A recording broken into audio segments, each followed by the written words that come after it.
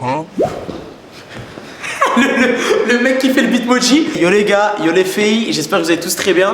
Moi en tout cas ça va nickel. Voilà, ça fait frérot, ça fait combien de temps j'ai pas fait de vidéo YouTube. Ça fait vraiment un bon moment. Bon, j'espère que je vous ai pas manqué. Entre temps, j'ai perdu énormément de QI parce que je pense que vous avez reconnu la villa dans laquelle je suis. Je vais galérer à trouver mes mots parce que comme je vous l'ai dit, j'ai perdu énormément de QI avec tous les trous du cul qu'il y a ici. Donc ça va être un petit peu compliqué de parler. J'espère que je vous ai manqué et que vous n'avez pas une dépression en me revoyant.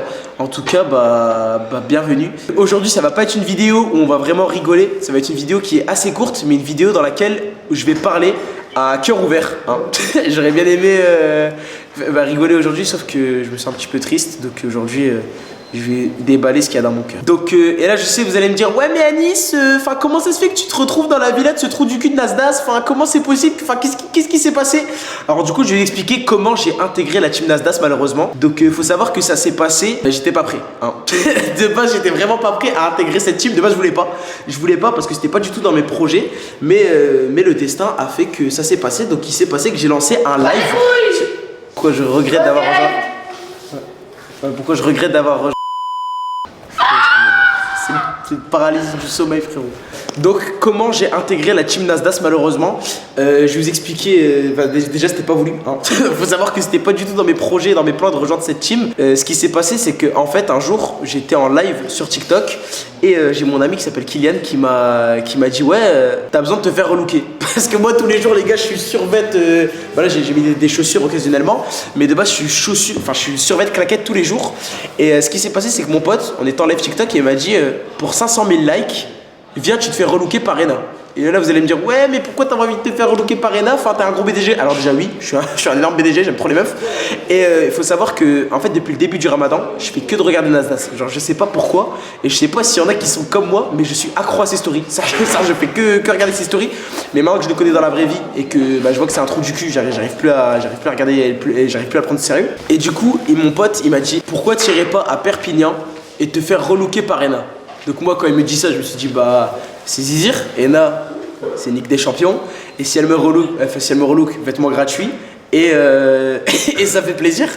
Donc moi, j'y croyais pas. Hein. Les 500 000 likes, j'y croyais pas. En 10 minutes, on a fait 1 million de likes sur le live. On a fait 1 million de likes. Donc je me suis dit, les gens, ils sont bouillants. Donc autant y aller le lendemain. Donc le lendemain, le soir même, je rentre, je prends mes billets. J'arrive à Perpignan et une fois que j'arrive à Perpignan au quartier Saint-Jacques, après 17 heures de route et moins 200 € sur mon compte bancaire, je décide de lancer un live à 10 h du matin. Donc là, frérot, il se passe quoi? Il se passe que je lance le live. Je m'attendais pas du tout à avoir cet engouement. En même pas 10 minutes, 15 000 personnes sur le live et 1 million de likes. Parce que j'ai dit au début du live, ouais, s'il y a 1 million de likes, je vais voir Nasdas. Et 5 minutes plus tard, 4 millions de likes sur le live. Et 4 millions de personnes qui me disent va voir Nasdas, la villa, et ils me spamment l'adresse de la villa. Donc moi je me suis dit quoi? Je me suis dit bon, il faut quand même que j'y aille, mais je me suis rappelé que la villa de Nasdas, en vrai de vrai, c'est un lieu qui est privé. Il y a des gens qui dorment, il y a des gens qui dorent dedans. Oh là là, je suis très galère. À chaque fois je dois parler de trucs comme ça, ouais. Je suis très galère. Bref, c'est un lieu privé, donc je peux pas aller en live comme ça et rentrer dans la villa. Au fur et à mesure du temps, le live il avance, on arrive à 5 millions de likes. Et là il y a un mec qui arrive à Saint-Jacques et qui me dit, moi je connais l'adresse, viens je te dépose. Donc là, je suis devant quoi, 16 000 personnes. J'ai que des messages dans le chat qui me disent, ouais, va à la villa, va à la villa. Je me suis dit quoi? Je me suis dit, je dois porter mes couilles, je dois y aller. Il me dépose vers la villa et je lui dis quoi? Je dis, ouais, en vrai, dépose-moi à 10 minutes de la villa. Comme ça, au moins, quand je relance le live, les gens, ils voient que j'ai avancé et que j'ai porté mes boules. Donc il se passe ce qui se passe. J'arrive à 10 minutes de la villa, donc je suis pas loin de la villa. Et je lance un live, et là, un engouement de malade, 5000 personnes, dès que je lance le live, tout le monde qui me spam va sonner à la villa, sauf que les gars, je ne pouvais pas, parce qu'en fait, j'ai le respect, tu vois, je suis un humain, je sais qu'il y a des humains qui dorment dans cette maison, je peux pas aller devant la maison et filmer et toquer et dire ouais, j'ai envie de me faire relooker par Ena. Donc ce qui s'est passé, c'est que j'ai attendu, et là j'arrive à Algi, et je croise Canet, Hamza et Nour, qui me disent ouais, retourne au quartier, Nasdas il va arriver. Donc il se passe que je retourne au quartier, et là, je coupe mon jeûne, etc., parce que c'était pendant le mois du Ramadan. Et je vois ce trou du cul de Nasdaq. Et là, du coup, il se passe quoi? Il se passe que bah, je lance un live, je vais le voir et je lui donne un coussin et une couette avec sa gueule dessus. Parce qu'il faut savoir que moi, Nasdaq, je regardais pas avant, mais je savais que sur TikTok, le mec, il avait une hype de fou. Alors, du coup, j'avais fait des coussins, des couettes, j'ai même un tablier Nasdaq et je les avais fait, je les avais imprimés juste pour des vidéos. Et je me suis dit, bah pourquoi pas lui offrir. Donc, ça, c'est un élément qui viendra par la suite. Donc, il se passe que bah, déjà, je le vois, le contact, il passe direct. Je sais pas pourquoi, il y a eu une alchimie entre nous deux, malheureusement. Et il se passe que du coup, il me dit quoi? Il me dit, bah écoute, viens faire un live à la villa. Donc moi, il me dit ça, le mec, je fais un live au quartier Saint-Jacques, je fais un live à côté de chez lui, bah live est dans sa maison, bah la tête d'homme que j'y vais en courant. Donc le soir même, j'arrive à la villa, je fais le live, du coup le live, etc. fini, franchement, c'était un truc de fou, on avait fait quoi, 30 000 viewers, je crois, pendant le live, c'était vraiment énorme. Donc on avait fait un live de malade, et ce qui se passe, Nasser, il me dit, bah dors sur le canapé. Malheureusement, j'ai dormi sur le canapé. C'était une nuit qui était horrible parce que t'as tous les cons de la villa qui dorment jusqu'à 4h du matin. Parce que ici, à 4h du matin, ils dorment tous. Avant, c'est pas possible. Donc, moi, je me suis endormi à 4h du matin et le lendemain, je vois Enouche, elle est malade. Et là, elle me dit quoi? Elle me dit écoute, je pense que le tournage, il se fera mercredi. Donc, moi, j'habite je suis à 15h de chez moi. Et il faut savoir qu'avant que je vienne à Perpignan et avant tout ce bordel de vacances, de TikTok, tout ça, etc., faut savoir que moi, j'ai été convoqué par mon proviseur parce que j'étais trop absent au cours et je rendais pas mes devoirs à temps. Alors je sais que je faisais des conneries à l'école, je sais que j'étais pas le meilleur la meilleure des personnes à l'école, mais moi, si j'étais à l'école, c'était que pour ma mère et c'était pas pour moi. Donc je faisais plaisir à ma mère, sauf qu'à un moment donné, il y avait des limites, ça veut dire que bah, j'arrivais pas à respecter les horaires, etc. de cours. Donc le proviseur m'a convoqué avant les vacances, etc. Et il m'a dit ouais, t'as une semaine pour te rattraper et c'est à la semaine de la rentrée. Sauf que moi je suis chez Nasdaq, la rentrée elle est dans un jour et je suis à 15h de route de chez moi. Ça veut dire Ena, elle me dit le relooking, on le fait mercredi, bah c'est mort. L'école je peux mettre une croix dessus. Moi j'attends dimanche. Et dimanche, je reçois un message de mon proviseur. On a vu tes snaps, on a vu tes vidéos, on sait que tu reviendras pas à l'école avant mardi, c'est mort, tu vas être viré. Il me dit cash, il me dit ouais, tu vas être viré. Donc là, moi, il se passe quoi? Il se passe que j'ai un gros coup de stress. Un gros coup de stress, j'ai les larmes aux yeux parce que je me dis je vais décevoir ma mère. Si je quitte l'école, je vais décevoir ma mère. Si je suis viré, je vais décevoir ma mère. Et je pense que vous savez aussi très bien que moi que faire pleurer ses parents, bah, c'est pas le meilleur des trucs. Je suis dans la voiture. Il était quoi? Il était 23h.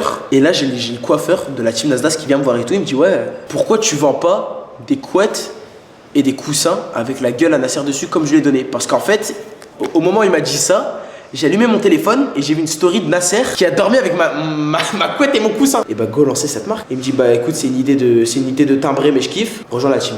Et c'est comme ça que j'ai rejoint la team Nasdaq. L'histoire elle pue sa grand-mère, mais elle est bien parce qu'en fait ça n'a pas de sens. En fait ça a ni queue ni tête et j'ai l'impression que c'est comme tous les gens qui ont rejoint cette team, c'est qu'en fait t'as l'impression qu'ils viennent tous de je sais pas où, qu'il s'est passé des trucs de merde dans leur vie entre guillemets et ils ont rejoint cette team, donc c'est comme ça que j'ai rejoint la team Nasdaq malheureusement. Donc maintenant que je vous ai raconté comment j'ai intégré la team Nasdaq, maintenant je vais vous raconter mon ressenti depuis que je suis ici, tout ce que entre guillemets j'ai vécu, comment je l'ai ressenti à travers les snaps, etc. Du passage au snap à la vraie vie. Je vais vous raconter mon ressenti. Alors premièrement c'est les mises en scène hein. Moi quand je suis arrivé ici, je me suis dit mais putain de bordel de merde, j'ai envie de voir comment elles se font les mises en scène. Sauf que en fait quand je suis arrivé devant Nasdaq, j'ai vu le trou du cul que c'était et que j'ai vu les trous du cul qu'il y avait ici. Je me suis dit mais en fait ce mec déjà c'est pas possible qu'il sache faire des mises en scène et déjà juste pour se mettre en ligne ici il galère, donc c'est impossible qu'il y ait des mises en scène. Ici quand je vous dis qu'il n'y a pas de mise en scène, c'est qu'il n'y a vraiment pas de mise en scène. Et peut-être vous allez me dire ouais mais parce que tu as rejoint la team etc et tout, du coup tu dis qu'il n'y a pas de mise en scène. J'en ai rien à foutre hein. Moi je vous dis toutes les choses claires sans filtre. Ici il n'y a pas de mise en scène, c'est pas possible. Les gens ils savent même pas se mettre en ligne, comment voulez-vous qu'ils fassent des mises en scène? Ça c'était mon premier ressenti, c'était par rapport aux mises en scène. Et mon deuxième ressenti c'est par rapport à la vie en communauté ici. Parce qu'il faut savoir qu'on vit avec d'autres êtres humains, parce qu'on est dans une villa à plus de 1 million d'euros. C'est une chance de baiser qu'on a. Et on vit avec des gens qui littéralement pissent sur cette villa. Alors il faut savoir que tous les matins quand on se lève on fait le ménage et quand je vous dis qu'on fait le ménage c'est pas un petit ménage hein, c'est un gros ménage et même après faire le ménage l'activité c'est qu'on refait le ménage hein. Parce que ici dès que c'est propre ça redevient sale. Bref c'est le bordel, le frigo il est dégueulasse, il pue sa grand-mère. Franchement il y a trop de trucs qui vont pas. Ici le sol tu marches en chaussettes blanches, elles ressortent noires frérot. Elles font des blackface les chaussettes frérot. Donc pour vous dire c'est Ça c'est har, ici la propreté elle est har, donc c'est mon deuxième ressenti. Et mon troisième ressenti c'est les chargeurs, putain de bordel de merde. Hein, ici tu mets ton chargeur, tu le retrouves plus.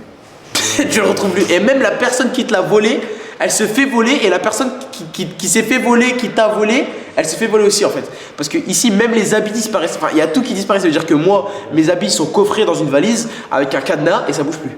Voilà, ça bouge plus, c'est... frérot, ça c'est mon gros ressenti. C'est que ici, les gens, la vie en communauté, elle est har. Ici, la vie, elle est har. Et en plus de ça, les gens sont pas très propres. Et ils respectent pas Nasser. Et ils lui pissent dessus. Et comme on dit, trop gentil, trop con. Et Nasdas, c'est un mec qui est trop gentil, trop con. On va passer à la partie la plus triste de la vidéo. C'est par rapport à mon ressenti humain que j'ai ressenti quand je suis arrivé ici. J'ai envie de pleurer, frère. À partir du moment où j'ai mis les deux pieds dans cette villa et que Nasdas a commencé à snapper ma gueule, mon téléphone, il faisait que de sonner. Hein. Ben regarde, je vais montrer. Voilà, hein. Ça c'est tous les gens qui m'envoient des messages à qui je parlais pas et qui aujourd'hui me reparlent parce que je suis dans la villa de Nasdas. Enfin, il y a tellement de personnes qui me renvoient des messages que par intérêt. Et je vous mens pas, le premier soir où je suis arrivé ici, quand j'ai regardé mon téléphone et que je voyais tous les messages que je recevais, j'avais la flemme de répondre parce que déjà parler avec des gens qui me calculaient pas avant, qui me critiquaient maintenant que je suis ici.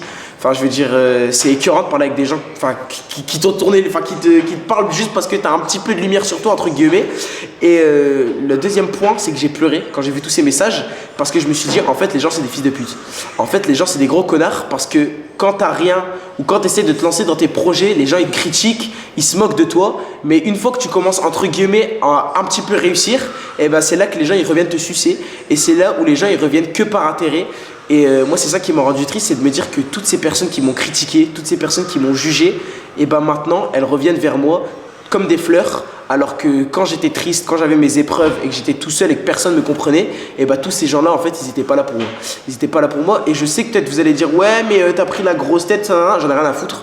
Parce que déjà, moi, les réseaux, je m'en bats les couilles, c'est une passion. Donc c'est pour vous dire, je gagne quasi pas d'argent avec les réseaux. Et moi, les réseaux sociaux, c'est une passion. C'est-à-dire que c'est depuis que je suis tout petit, j'ai toujours fait des vidéos. Tous les jours, je me réveille et je peux faire des vidéos. Bah, c'est là que je remercie Nasser. C'est là que je remercie Nasdas, c'est de m'avoir donné ce rêve de me réveiller tous les matins et de faire des vidéos et de vous donner le sourire avec le mieux que je peux. Et du coup, pour vous dire, vous allez me dire, ouais, peut-être j'ai pris la grosse tête, etc. Je réponds pas à tous ces gens-là, etc., etc. J'ai vu les messages.